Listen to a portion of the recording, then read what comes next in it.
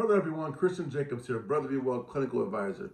Today I'll be talking to you about how to manage your stress with your partner together in a relationship. So there's many factors that can cause, couples to have stress and worry in a relationship. Some of them can be external, meaning that it can be outside of the relationship. Some of them can be internal, meaning that some of the relationship issues are causing the stress.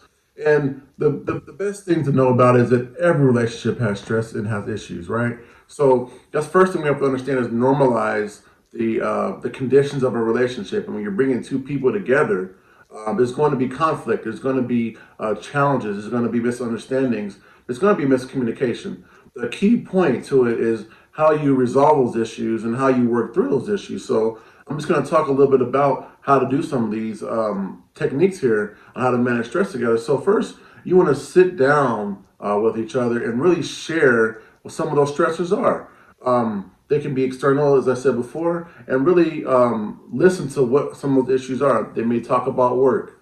Your partner may talk about a co-parenting situation that's stressing them out, or something in terms of maybe a pre-existing mental health condition or a physical condition. So these are some things that you want to identify so you can get a level of empathy for that the other person.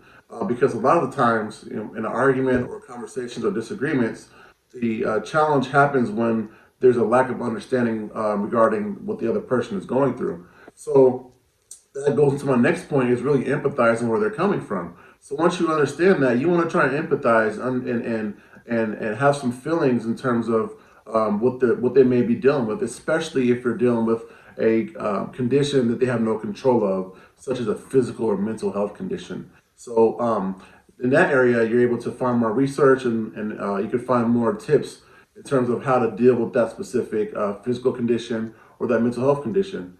And also when you, in your communication, as I talked about in other videos about identifying words to basically use in your conversation with your partner, you want to look and see if saying you doesn't work all the time, or you do this, you do that, try using I. So instead of saying, you're always doing this, or you never do that, you want to try to say, I feel a certain way when you tend to do this, or I sometimes do not like it when you say this to me, or I feel hurt when you do not listen to me. That way it takes the pressure and it takes the focus off of that person, and it's focusing on you in terms of your feelings and conditions, because a lot of the times an individual cannot really devalue or take away from what your feelings are. So try that technique as well, using that I versus the you part. And also, you want to incorporate active listening. So you want to really try to actively listen to your partner, meaning that when they're talking, when they're going through a list of issues that they may be having, instead of just listening to find out when the next time you can speak, really active listen and try and take in what they're saying to you. And then once they're done talking, you come back to them and say, so what I heard you say was, and then you say what they would, well, paraphrase what they said.